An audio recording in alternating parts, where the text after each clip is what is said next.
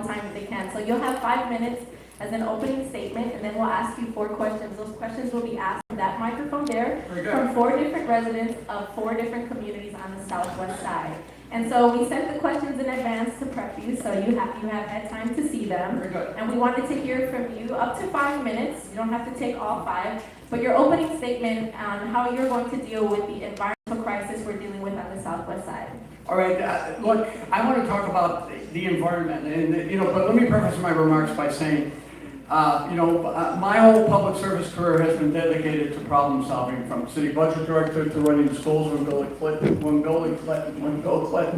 called him a model for the nation, to rebuilding the entire school system from the ground up after Hurricane Katrina devastated 110 of the 120 schools, to doing international work in Haiti, a place where I've been 50 times, chairing Sean Penn's organization that took care of 50,000 displaced Haitians in Delma 32, a community outside in Port-au-Prince where 250,000 people were killed after the devastating 2010 earthquake. So it has always been my mission to go to serve where it's needed.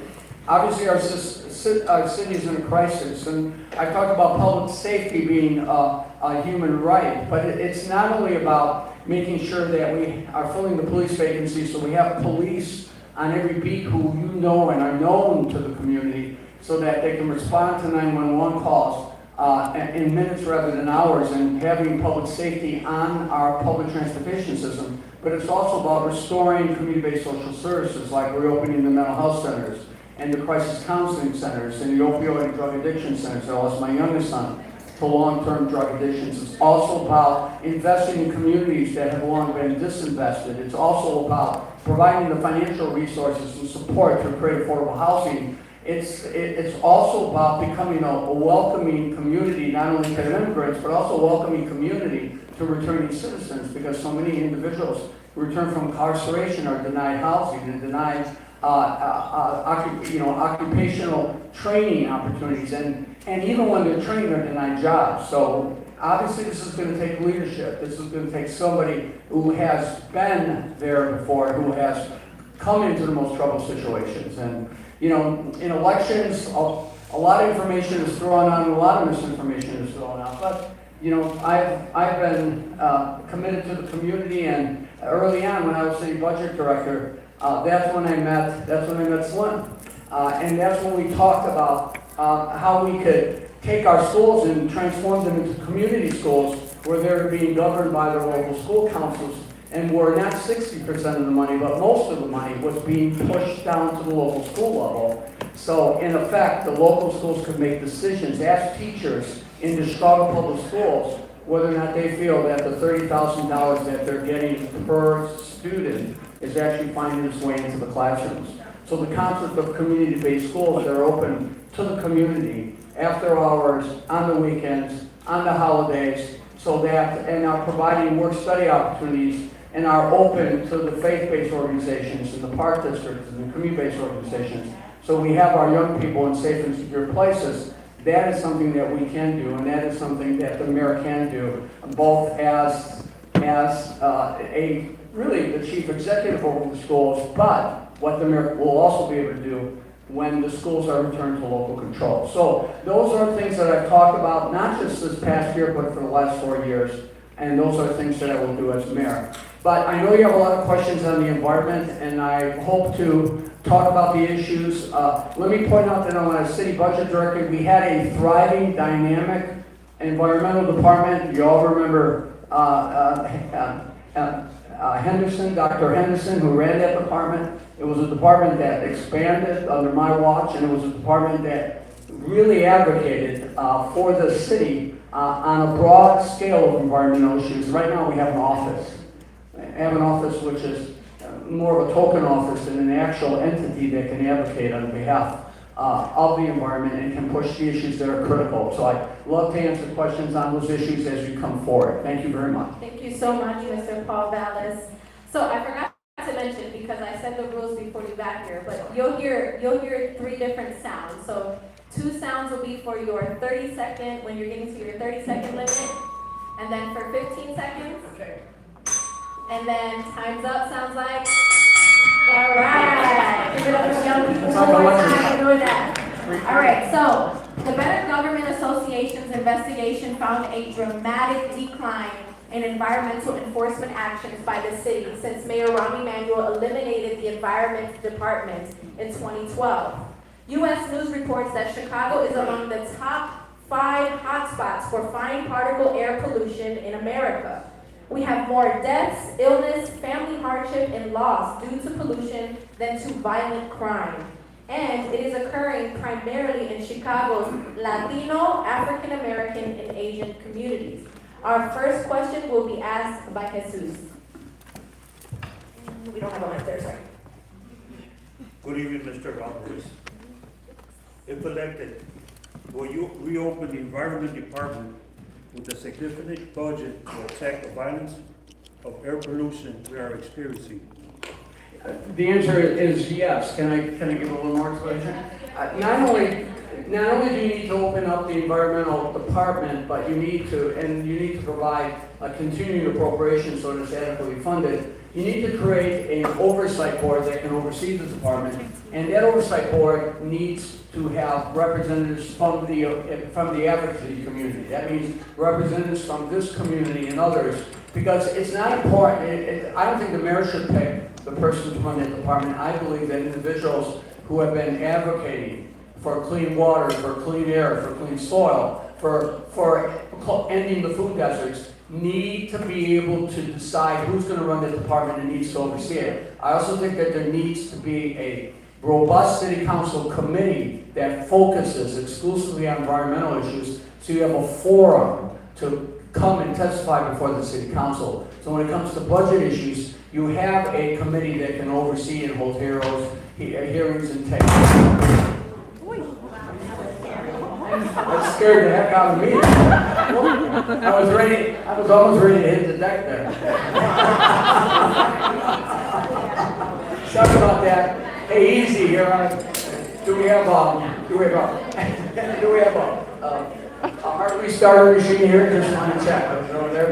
No, anyway. So I think the point is you need to create a robust department, but it needs to have real autonomy and independence, and it needs to have the ability to demand information and get it. It needs access to information. It needs to have the investigatory power that the Inspector General has. So it needs to be able to have the ability to go in and actually investigate and do its research.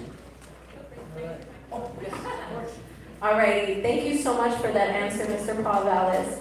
Neighbors for Environmental Justice, a not-for-profit environmental organization, issued a scathing report on Chicago and its relationship to polluters called Ineffective by Choice, highlighting the intentional disregard of the city related to enforcing the municipal code, its unhealthy relationship with polluters, and its disregard for protecting health and well-being of the people. This next question will be asked by Pilsen resident Apollonia, 9 years old. Mr. Vallis, if elected, will you ensure that city departments will enforce the municipal code to bring polluters into compliance and commit not to provide city contracts to those with a history of non-compliance? Yes, the answer is yes, and there should be a zero tolerance for anyone who is not compliant with the city law. When we did the capital program in Chicago that actually built 78 schools across the city, and many obviously in communities that you know, we had a zero tolerance policy for companies that did not hit their MBE, WB numbers, and companies that did not pay their subcontractors in real time. So we basically said people who violated their contracts were put on the no hire list. So I think we need to do that. But I think what the Environmental Protection Department also needs to have the capacity to do is to kind of come out with an environmental report card on businesses so they can assess and evaluate businesses that, because it's just not, we don't want to move polluters to the poor communities. We don't want polluters anywhere in the city at all. So I think you need an environmental strategy, and you need a department that can almost that can issue an environmental report card, and to make that, and that environmental report card can guide the city when it comes to permitting expansion, or for that matter, when it comes to vendors or contractors that are seeking to have financial relationships with the city. Thank you so much, Mr. Paul Vallis. Because of hundreds of industries in the 5 industrial corridors that surround the southwest side of Chicago, we already had more than our fair share of trucks on our streets.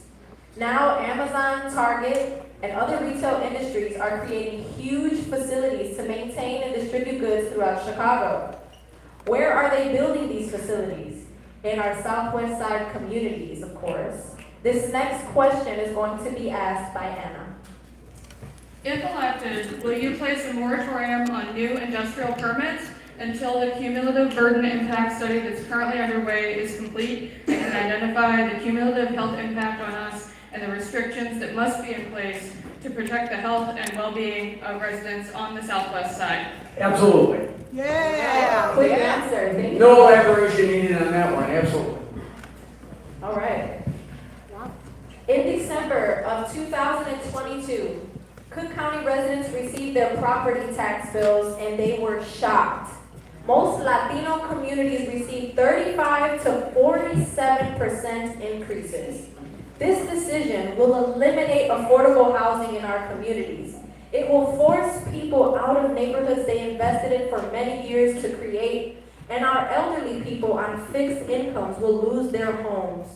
Some communities outside of Chicago have a 5% cap on increasing property taxes. Chicago does not. Our last question will be asked by Norberto. Yes, good evening. First of all, before I ask Mr. Valles, the question is, my parents' property taxes went from $7,700 to over $11,000, almost 50% increase. We're tapped out. So my question is to the audience, if you guys are tapped out on your property taxes, raise your hand. Raise your hand. Okay. This city was built on the backs of immigrants. Okay? It was built on the backs of immigrants for over decades and decades. Okay? We are the ones that are bearing the burden of this property tax assessments. What alternative methods, because we're tapped out, property owners are tapped out, what alternative methods of revenue can you bring to the table so that we don't have to pay any more? Because we are tapped out, no mas. Okay, so let me respond, and I'm going to take all 2 minutes to respond to that. First of all, the city controls $28 billion in spending, all the departments and agencies combined, park districts, school districts, etc. The schools are spending $30,000 per child. Believe me, it's not finding its way into the schools. In addition, there's over $1 billion a year diverted to the tax increment financing program. That's property taxes off the top. So at the end of the day, the mayor who comes in has got to have the ability to go in and manage and reprioritize the budgets. Now, you know, I'm going to be followed or I'm going to be preceded by someone who's going to say, well, you know, he bankrupted this or that. I not only was able to balance city budgets and do major investments, I was always able to hold the line on property taxes, whether it was at the city or at the schools. That's just a fact. That's just a fact. It's as simple as that. But I believe that you have got to look at how the city is spending its monies, particularly the $1.1 billion in TIF money that's being distributed. My opponent wants to raise taxes $800 million. He wants to impose an income tax. All right, if that income tax has to be passed by the legislature, he wants to impose a head tax on small businesses. He wants to impose a tax on hotel motels. He wants to impose a tax on the board of trade.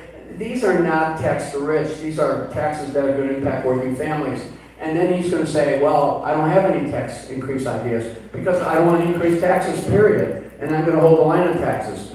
And I believe that you've got to look at the $28 billion that we're spending now and the $1 billion that we're skimming off the top for economic development. But I believe individual property taxes should be capped. And there's actually state statutes that allow local governments to cap their assessment growth. I think it needs to be amended so that they have more flexibility. But that's something that I will do, individual property tax cap. Thank you so much, Mr. Ellis.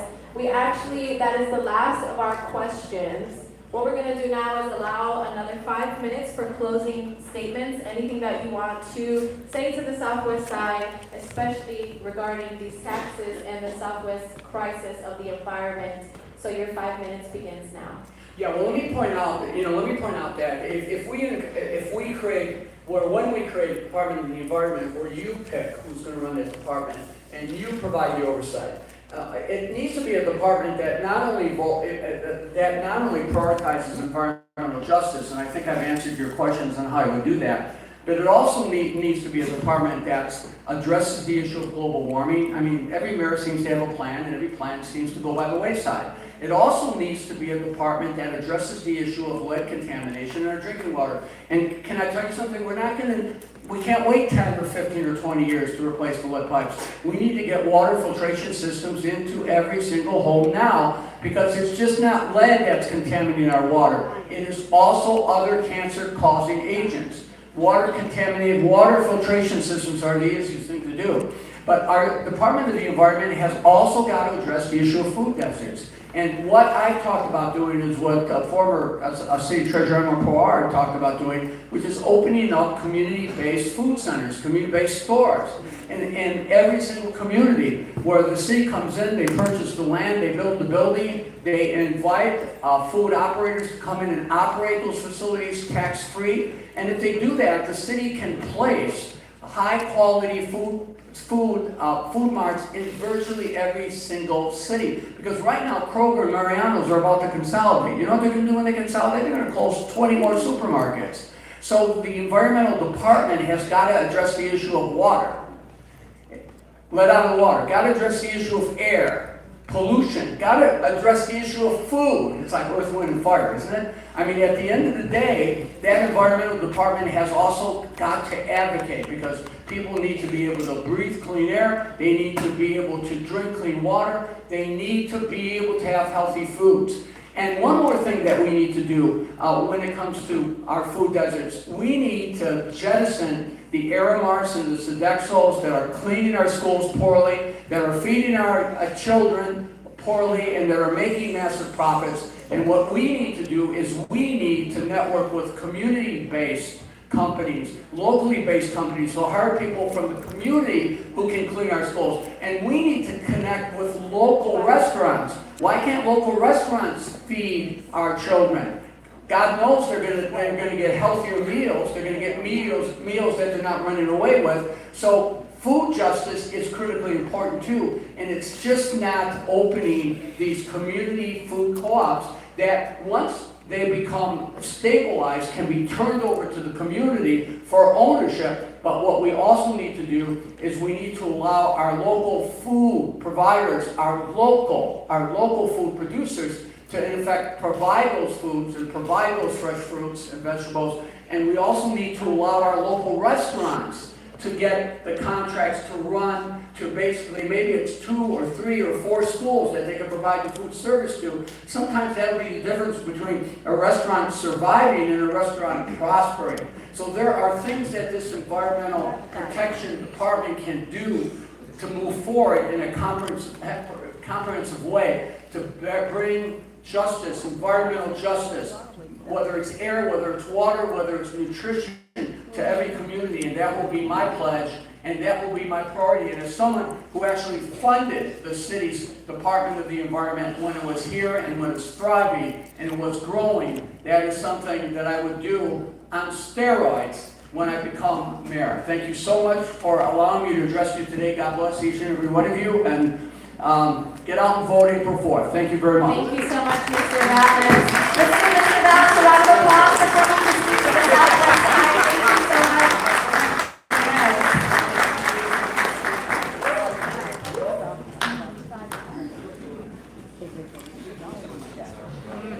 Hold on. All right, you all. Let him leave. Listen, this is a monumental and historic event on the Southwest side that both of these candidates have agreed to come here to a youth or brand organization and to address the Southwest side specifically about the environmental violence that we face. So, you know, like I said, some people know who you're voting for, some people are still on the fence, but either way, we are appreciative and show so much gratitude for both of these candidates to come here and take time out to be with us during the People's Dialogue on the environment. With that being said, are we ready for our second candidate? So far in the conversation, I would say, right? We're learning some things, we're learning about these candidates in this specific way. So without further ado, I'm going to bring out our second candidate, Mr. Brandon Johnson.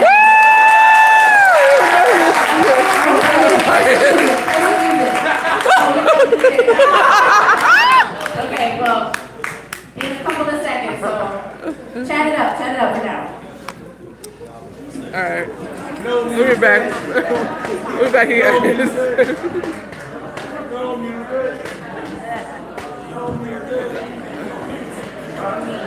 Oh, what in the world? Okay.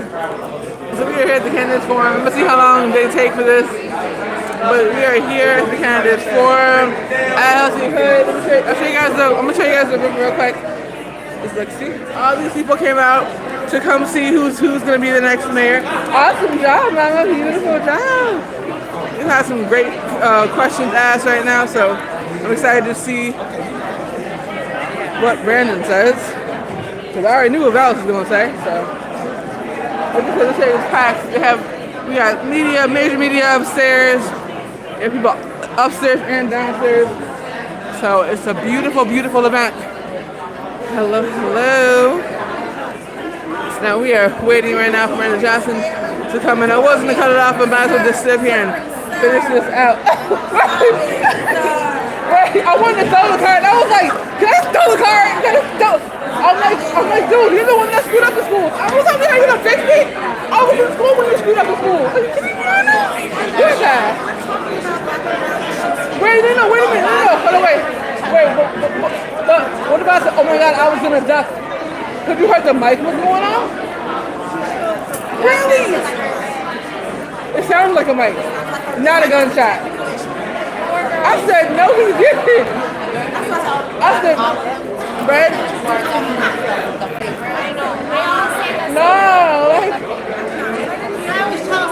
Here. You want to be the camera? Go ahead. I didn't hear the survey about like Southwest. We're here in Citywide. We're having this forum here. Where you, wait. Because we experience these issues differently. From us and her. Right. It's like, hold on. Black home king. Right. Right. I'm like, at one point it's like, I'm like, can we throw the damn thing at you? Because no, they're not paying attention. Were you? Huh? Yes. But here's the question. $30,000 on each kid where? All right, you all. Now he's here. Where? Woo! How are we feeling? Is the energy back in the room? Yeah! Woo! You're not supposed to do that. It's okay. Shout out to Andrea Tanya Lozano. She is the moderator.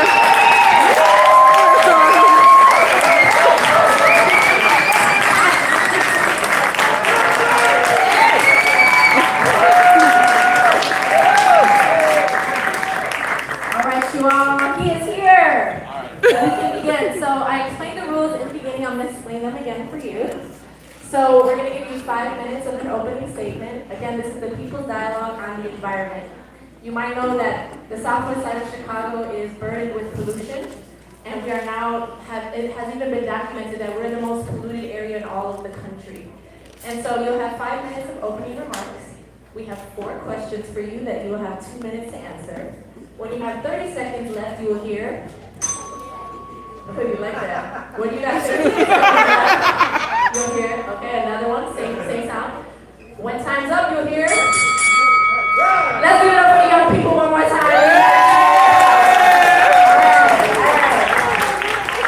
So with that being said, we're going to open the floor for your 5-minute opening statement. Well, thank you. Good afternoon and good evening, everyone. I'm so grateful to be with you all.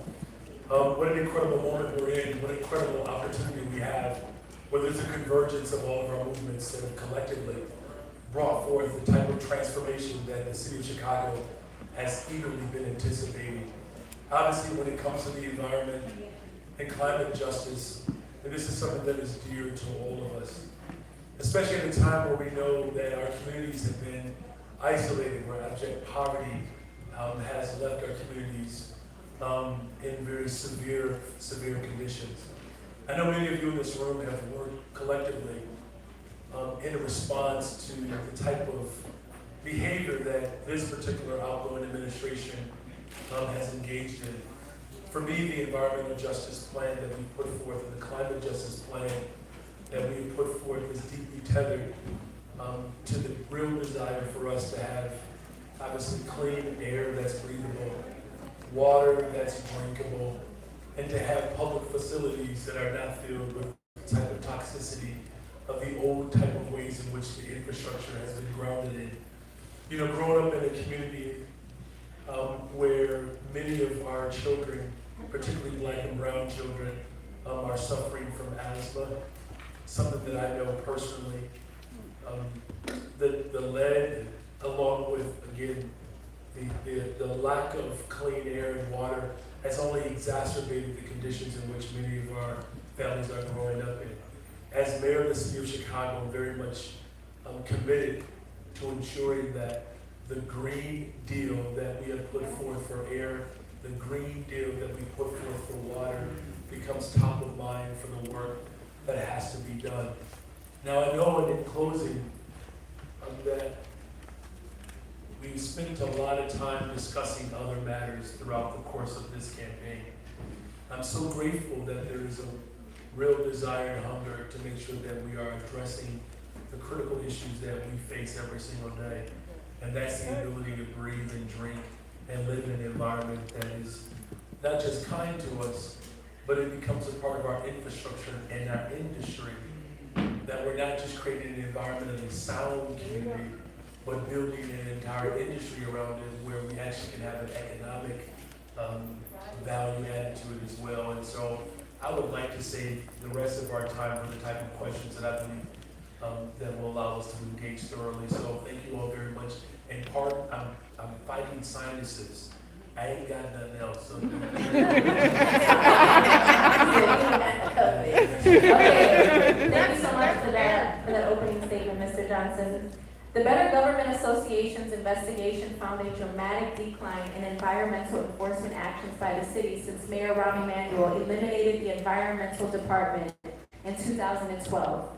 U.S. News reports that Chicago is among the top 5 hotspots for fine particle air pollution in America. We have more deaths, illnesses, family hardship, and loss due to pollution than to violent crime. And it is occurring primarily in Chicago's Latino, African American, and Asian communities. Our first question will be asked by our brother Jesus. Good evening, Mr. Johnson. If elected, will you reopen the Environment Department a significant budget to attack the violence of our pollution we are experiencing? yes, absolutely. I'm not only committed to making sure that there is a department that is dedicated to environmental justice, but yes, I'm committed to making sure that it's fully funded and staffed. And I'm talking about not just staff with, regulators and policy wonks, which we're welcoming all of those folks as well. We want to make sure that there are organizers that are prepared and willing to dig in deep, to spend time in the neighborhoods and the communities, to make sure that we are putting forth the proper response to the demands. I've said this throughout the campaign trail, that I'm definitely committed within the first 100 days of my administration of having the full cumulative impact study carried out so that we can actually put forth a plan. The challenge that we have with just governance in the city of Chicago in general, we don't plan. And we think we have an idea, we don't get the real lived experiences around the people who are most impacted, and then we just simply administer it. I'm committed to making sure that we actually have guidance. I'm a public school teacher. I'm very much committed to doing lesson plans, and especially lesson plans that will ultimately give us guidance of how we move forward. Thank you so much for that answer, Mr. Johnson. Remember, use your cards, okay? Use your cards. Because it was like 3 people clapping. I'm like, let me get it. So they got cards. But their cards, they like it. So their cards, all right. The first 50 days, yeah. You like the cards now, though, don't you? Neighbors for Environmental Justice, a not-for-profit environmental organization, issued a scathing report on Chicago and its relationship to polluters called Ineffective by Choice, highlighting the intentional disregard of the city related to enforcing the municipal code, its unhealthy relationship with polluters, and its disregard for protecting health and well-being of the people. This next question will be asked by Apollonia Jackson, age 9. Mr. Johnson, if elected, will you ensure that city departments will enforce the municipal code to bring polluters into compliance and commit not to provide city contracts to those with a history of non-compliance? And happy birthday, happy birthday.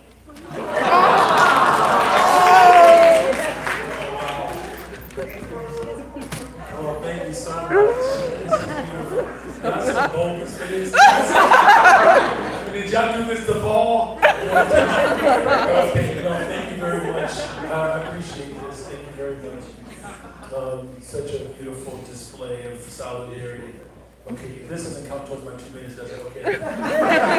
Now. Okay, thank you. Okay. You know, look, I mean, as far as making a commitment to make sure that we are executing a plan, definitely committed to that.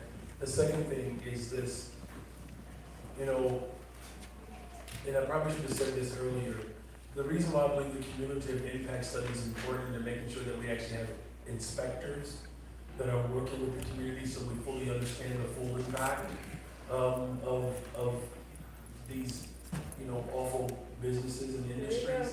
Yes. We have to make Use your sure. cards, use your cards. You know, I mentioned before, I live in Austin. I believe Austin is one of the hot spots, right, for pollution. And not having individuals in place that are there to make sure that we are not just regulating, but also making sure that we're working with our federal government as well. Because I really believe that we have to really start to look to adjust the air regulations and the laws that are permitting far more pollutants in our communities than what should be, right? Look, we do know that there's some level of toxicity that moves all around us, but to the extent to which we can regulate it to make sure that the people who are most impacted by these industries have real say-so in direction of what a real action plan could look like. Look, I think there's a lot we can learn from General Iron. And I don't talk about this a lot, but I got mad respect for you organizers. I was a part of a hunger strike with Dying High School, so I definitely know that when our communities are not listened to the point that you're raising about making sure that we have real regulatory practices and real investigation, but it really has to be a real concerted effort to put forth a plan so that we actually know what our course of action needs to be. Thank you for that. Thank you so much for that answer. So because of the hundreds of industries in the 5 industrial corridors that surround the southwest side of Chicago, we already have more than our fair share of trucks on our streets.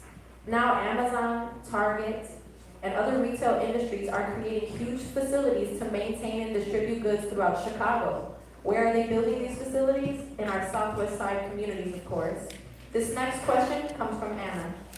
If elected, will you place a moratorium on new industrial permits until the cumulative impact study currently underway is complete and can identify the cumulative health impact on us and the restrictions that must be in place to protect the health and well-being of residents on the southwest side? Yeah, again, I think this goes back to, you know, the real harshness that these industries have executed against our communities. The bottom line is this: for too long, our communities have been seen as dumping grounds for waste and materials that no one seems to know what else to do with. And so that's why it's not just about making sure that we have individuals that are trained as inspectors, but also policy folks that can actually help guide us in how we have a pathway forward. You know, what I've found most, I guess, useful in this moment is that the people who are impacted by, you know, the waste that takes place in our communities really have to have real agency and leadership in identifying people and policies that can actually help us move forward. Again, the cumulative impact study, I know that there's a lot of weight on that, but I do want to make sure that we move forward with intentionality, and that we also make sure that as we move forward with the recommendations that come out, that we don't set ourselves up for a similar dynamic where we have not fully engaged the community on what industry, what regulation, and what policies need to be implemented. I don't want you to think that I'm obfuscating this question here, but I also want to be very thoughtful about making sure that the individuals that we trust, that we hire, are actually carrying out the best wishes of the community. The bottom line is this: I believe in co-governance. We have to close the gap between the 5th floor and the rank and file residents of the city of Chicago. And there's enough room on the 5th floor for all of us. Thank you so much for that. Use your cards. Okay, in December of 2022, Cook County residents received their property tax bills and they were shocked. Most Latino communities specifically received 35 to 47% increases. This decision will eliminate affordable housing in our communities. It will force people out of neighborhoods they invested in for many years to create, and our elderly people on fixed incomes will lose their homes. Some communities outside of Chicago have a 5% cap on increasing property taxes. Chicago does not. Our last question comes from our brother Norberto. Good evening, Mr. Johnson. If your property taxes are too damn high, guys, raise your hands. My parents' property taxes went up over 50%, from $7,000 to over $11,000 in the blink of an eye. Okay. This city was built on the backs of immigrants, and now the city is breaking the backs, literally, of immigrants because we're tapped out. I'm going to ask you the same question I asked Mr. Vallis. What alternative revenue sources can you bring to the table to help us balance the back of the budget on the back of the city and not on working class people? Thank you. I love you for asking that question.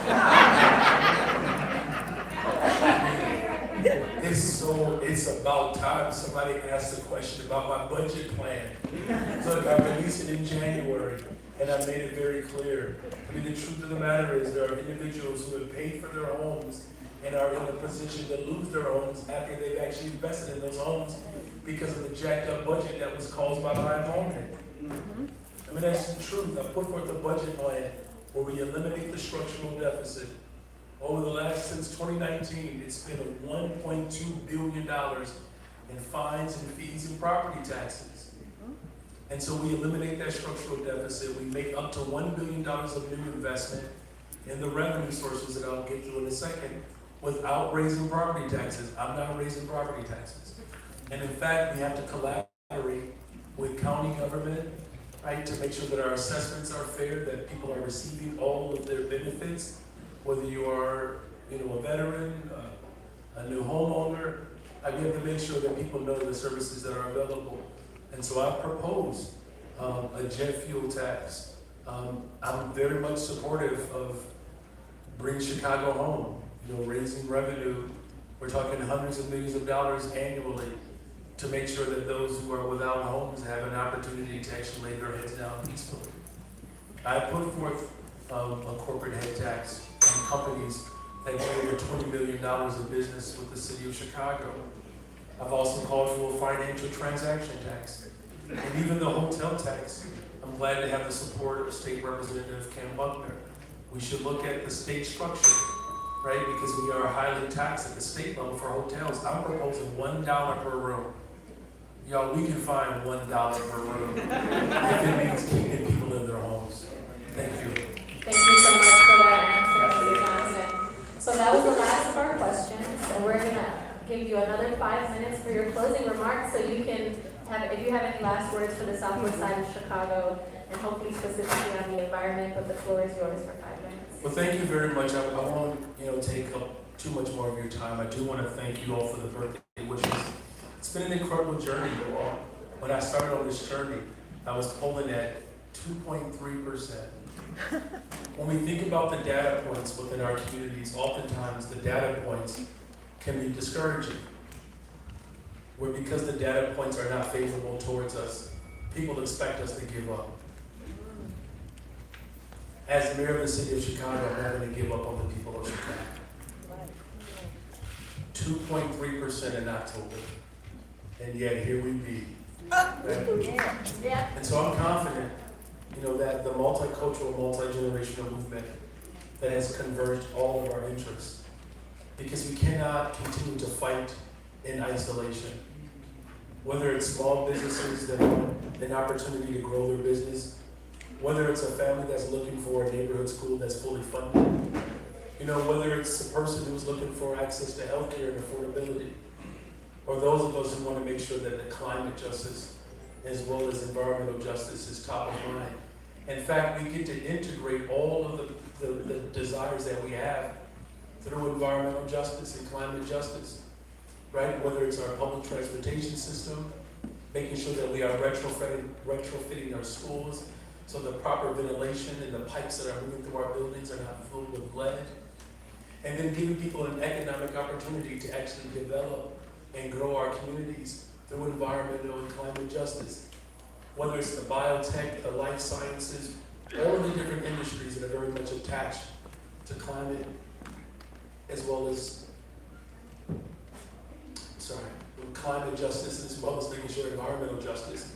The last thing that I'll say is this. You know, when we were on the hunger strike for Dyer High School, one of the major components of it was green technology. Like, there's a real opportunity for us to improve our environments, whether it's, again, rehabilitating our homes, but making sure that the vacancies that exist provide opportunities for food and to deal with the apartheid system that keeps us from being able to access good, clean, healthy food. These are all the different dynamics that have converged all at this moment. And then the fears that the opposition has tried to provoke. They don't realize I'm in a room right now, and there are rooms across the city that are full of people who have hope. And now I'm asking you all to turn your hope into votes, so those votes turn into policy, and that those policies ultimately lead us to liberation. So with that, thank you very much.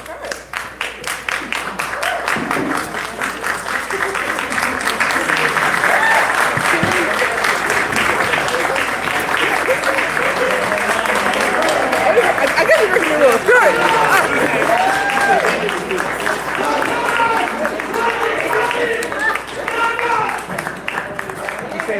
Let's give one more round of applause for both of our hosts. You got that. You got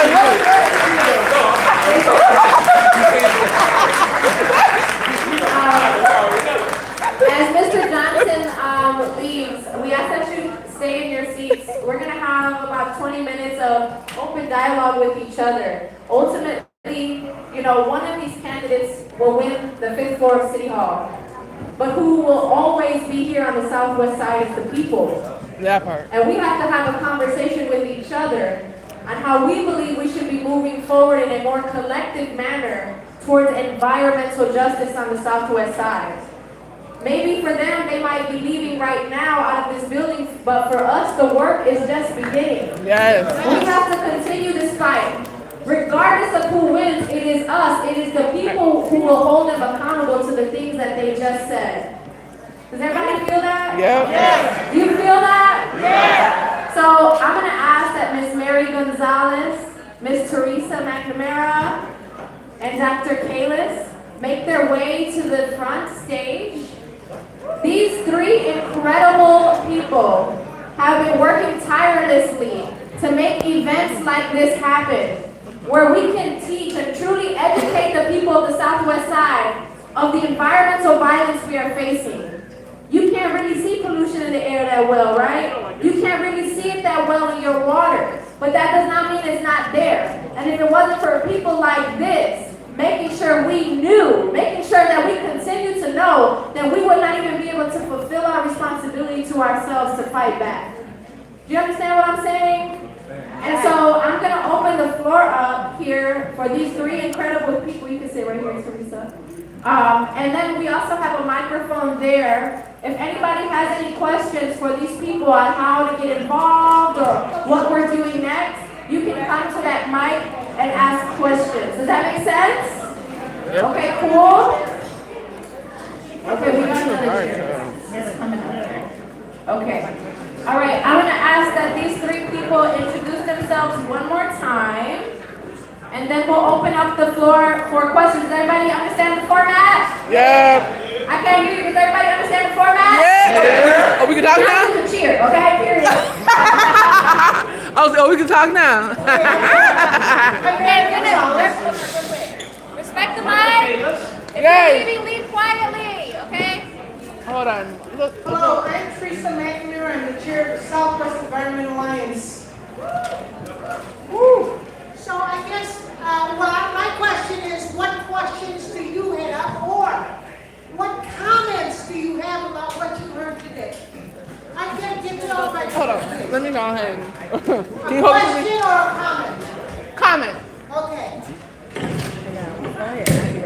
Hello, everyone. What's your name? Good evening. My name is Danielle Carroll. How are you? So the comment that I have, I think it was very interesting. As a person that destroyed CPS wants to talk about how he's going to fix it.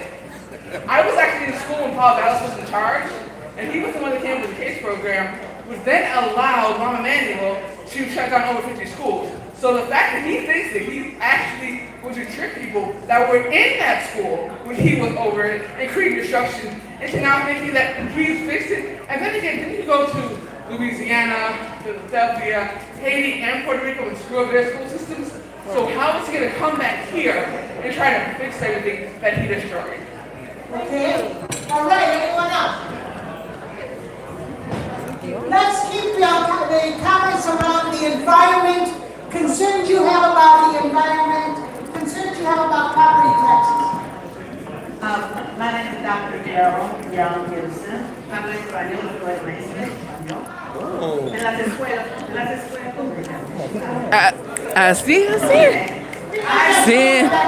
All the folks in You guys, really? if you're not going to participate, please be quiet and exit quietly. Por favor, silencio. Por favor. Silencio. Por favor. Wow. I live in West Chesterfield. I was signed up to be in your agency. Oh. This is solution to my community. Oh, okay. I'm about to say. Oh. It's in my community. Now, there are probably communities that would love to have something like this. They don't want to. This is Matt. They don't say that. Where did that come from? Wait. And I want it out. Wait. They pulled out my brand. Oh. Remember what we said earlier? Don't Vote. Everybody has a chance to go and vote. Vote and Ooh, bring wait. all your family. And I agree. When there is somebody that comes in and we see, we know, and we've done our homework, we know these people, some of us. If you don't know them, get online. Learn. Look up their name, look up their history, and then make a decision. And then go and vote. Yes. One thing I want to say to you is we have Dr. Michael Kalis with us from the University of Illinois, and he's an expert on issues of the environment. He's the one that's got us, giving us all the information about the impact the environment is having on us, what companies are doing, what the city is not doing. So if you've got questions or comments around that, we have him here and he can respond to you. He's been very helpful to us in this campaign. Exactly. Go ahead. And part of that, just to add on to what Mary just said, is that the other part that a lot of these people live near are railroad tracks. We have the rail yard on 47th Street that goes all the way south. So if you live on the south side, that is the North Fork Southern line that had 2 derailments in Ohio. Wow. What's to say that it won't happen Happened here. Yeah. Okay, go ahead. Pollution. Okay. So, Chala Garcia, I'm from Little Village. I work with Little Village Community Council. Good evening, good afternoon, everyone. What's up? What's up? So, personally, before I get started on my comments, all political signs are garbage. Honestly, they're left in our community. They're left for us to deal with after politicians come through to make sure they get their votes, all of them. I don't know how, that issue can be corrected, but that's definitely affects our neighborhood and community every single election.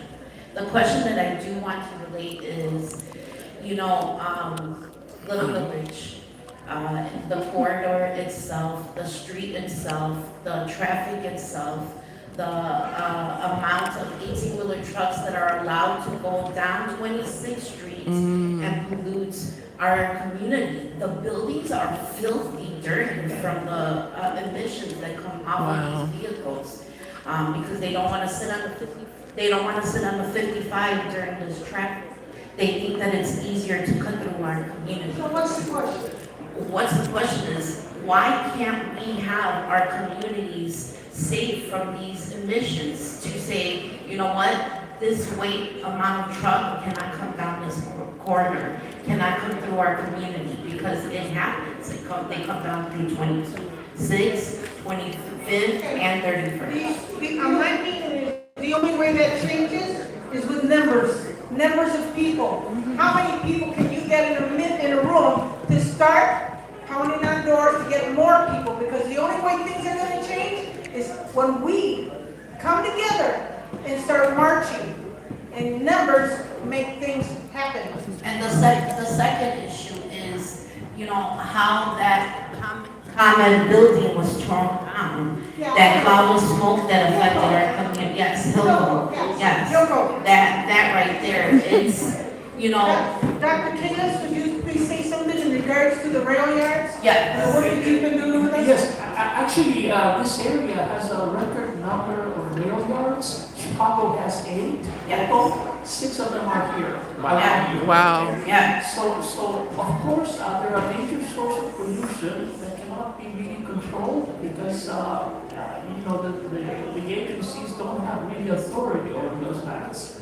So a new, let's say, administration has to, you know, collaborate with, of course, the community and other experts to see what has to be done. Okay, there are a lot of examples. California is one where they're addressing the issue of rail yards very seriously. Okay, and the community here knows about that. We have a flyer that, you know, you can visualize the problem, okay? So if you think we're making it up, it's not, okay? It's real, okay? Okay. So did I answer your question? Yes, I mean, but if you're saying the plan of action, all three, right, are saying that our communities need to get together and be more defined. Get your organization to start organizing. Absolutely, I'll invite anybody who would love to to. start organizing and stop just talking about the problem. It's not enough to talk about the problem. Yes. If you don't get up and get out and do something, you deserve what you get. Okay, so. So now, moving forward, we're going to ask you to limit your question to one question. And these beautiful people will continue to answer them. Thank you for your question in advance. Hi, Dr. Williams from Hyde Park. Thank you so much for being here. A peer-reviewed article published in JAMA last week shows that Black and brown communities can significantly benefit from stricter pollution measures, but a big barrier, they said, is adequate data collection and subsequently data management in the communities. So I want to know, just as a community member, how could we implement this? How could we make this more tangible, or what can we do to collect the data to help support the governance that was just spoken about here? Because people can just say, we don't have the data, and that continues to be a barrier. Yes, it does. Dr. Kalis? Thank you for your question, really good question. So right now, the federal agencies, mainly EPA, is offering grants that community groups, nonprofit community groups can submit and collect that kind of data. So we are hoping to get together with a few of your groups here and submit a proposal. Again, it's a community groups submitted proposals. And then, of course, the requirements are quite high because it's an EPA and they require high standards. So eventually, communities will get the answer, but they have to work for it. Okay, you cannot rely on agencies to do, data collection for your community. The communities themselves have to do the work now with federal money, of course. Where do we go to do that too? You said what? Go ahead. Where can we tap into that to actually sign up and be a part of the? You can come and see me again. Thank you so much for your question. My name is Anthony Travis, better known as the Tax Doctor. The black community lost $2.5 billion by being overtaxed. And now the brown community is going to go through the same traumatic turmoil. If we don't get these schools off the property tax system, folks, property tax gonna go through the roof. And let me lay this on you. Cook County, we all live in Cook County. Did you know we have 140 school districts? 140. Somebody said Cook County should be one school district. If we did that, that means we would end up with 50 school districts instead of 856. That cost you and me $20.8 billion in property tax. When you look at your second installment of the tax bill, you're going to see you spend 61.5% of your taxes going to our schools. Folks, we all need to change, but we gotta work together. As they say in the PPC, we must rise together. Yes. Rise to the ground, and everybody is suffering from these damn high property taxes. Thank you so much for your And comment. the tax doctor is working with us, so if you want to join our tax team, we're fighting these Yes. taxes. You talk to me afterwards. Hey, I'm Caesar. I live in the area. It's a rhetorical type of question to everyone here who was listening. Paul Vallis's comment on Saudi Arabia, Chicago being the Saudi Arabia of water, doesn't resonate with what he talked about. If you have the thought that we own water, that's already an issue for myself. So the question to everyone here, if and when Brandon Johnson gets in office, are we going to hold him to the same standards and make sure that he doesn't take the knee to capitalism just like our president did in signing the Willow Project, despite him being in office? Or are we going to hold him accountable to capitalism? I guess that's a question for everybody, right? Are we gonna hold the next candidate or the Yes. next mayor of Chicago accountable? How do you Yes. feel about that? Yes. All right, if this is any demonstration of what we can do when we come together, you better bet on it that we can hold a mayor accountable, okay? Thank you so much for we your just time did. and your rhetorical question. We appreciate you. Okay, Lexi, we got two more and then we're gonna cap it there, okay? Hi, my name is Lexi Costa. I'm from Edgewater, but kind of around Hey, no side, yay. So my question is the Chicago checkout box, tax, has the Chicago checkout box that has raised over $50 million in the past 6 years, and that all goes into a general fund instead of the environment or human rights or something like TerraCycle that could upcycle or downcycle. So my question is, where does that fund go that's supposed to be about the tax being for the environment? Because I simply don't know, and I'm afraid of the person who spearheaded that, and she does not know what to do.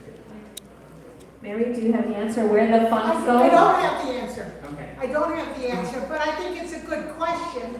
And these are the types of questions we've got to start taking to these elected officials. Yeah, I was hoping to ask them, but they're. Yeah, you know, I'm a little gun shy because I voted for the current mayor because she said, I will reopen the Department of the Environment, I will shut down that asphalt, I will, and she made some pretty hefty commitments and I was pretty excited.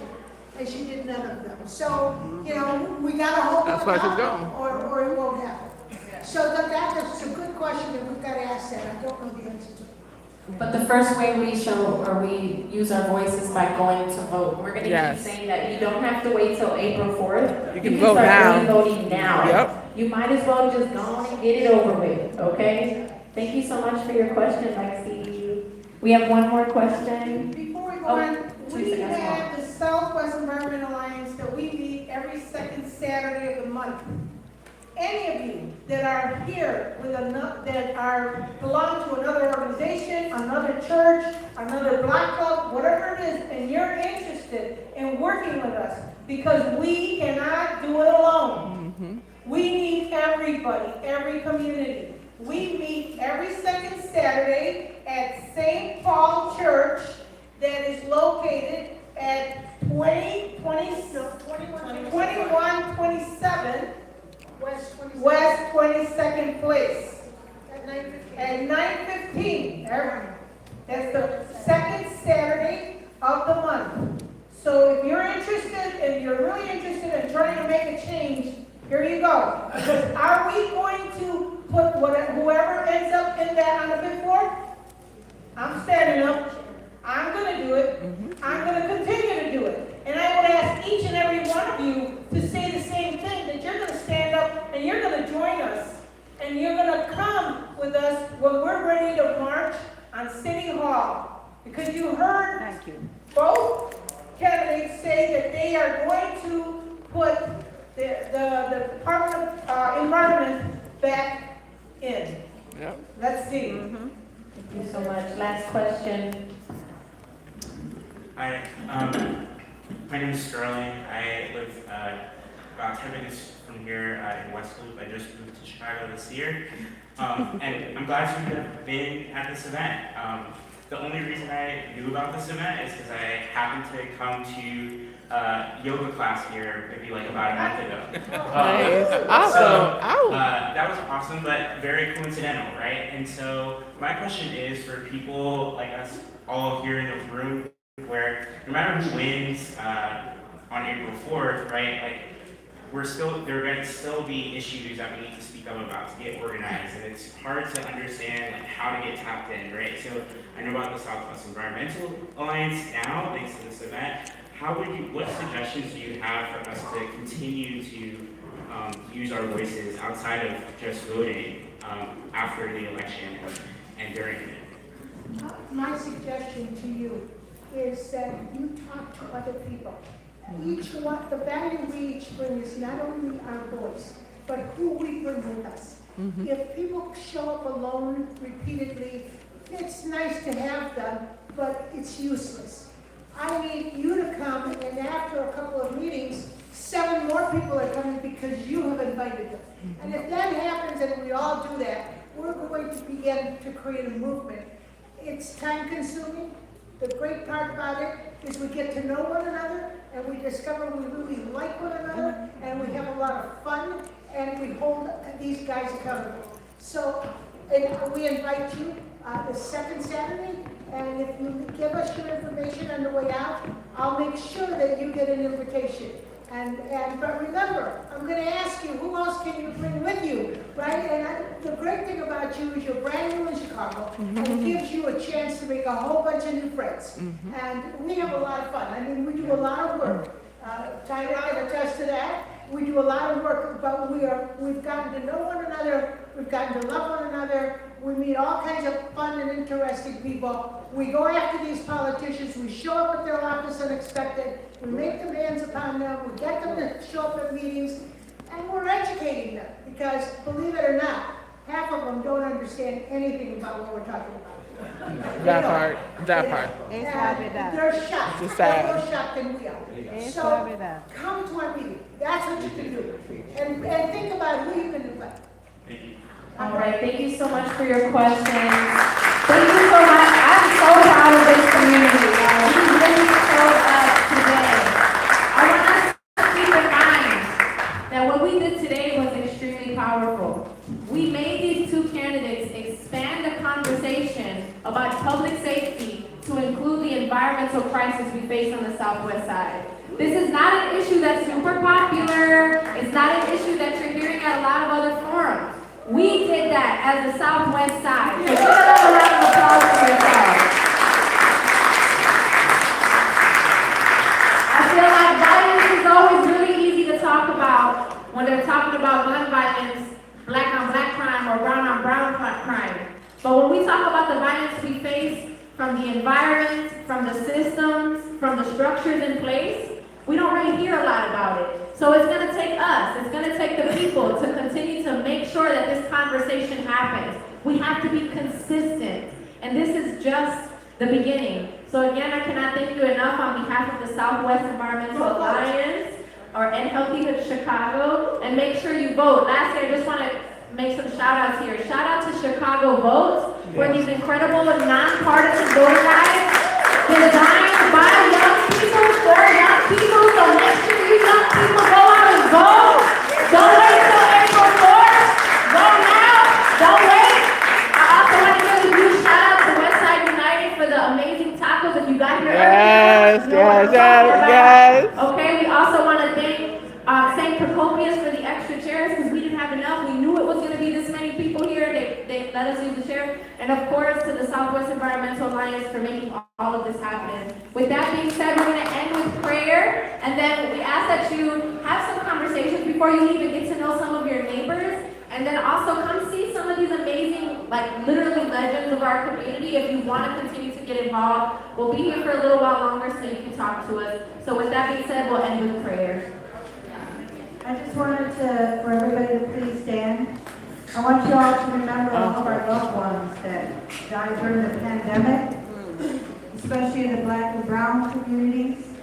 You know, our people died because, you know, for a lot of reasons, but because our community is so contaminated, and many of us had those other diseases like diabetes and all because of the disparities in our communities around healthcare. So I want you to remember them and continue to fight for the environment. So I ask all of us to bow our heads, and Heavenly Father, bless each and every one of us. Make sure that we have taken the information that we have, that we spread it, and we make sure that we go out and use our voice, that instrument that you gave us, and we go out and we vote. And that we ask to defend our families. We ask blessings upon each and every one of us and the candidates, that they be truthful, that they be honest, that they do the right thing. One of these men will be the mayor. And I pray that the one that's in there is the one that's going to react correctly and justly to our community. We ask all of this in the name of the Father, and the Son, and the Holy Spirit. And we all are family. We're a family of families in our community, so I ask everybody to be blessed. Come and talk to us up here if you want to. Amen. Amen.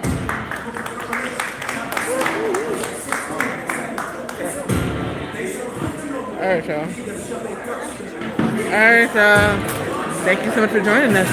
And continue to express what makes you unique.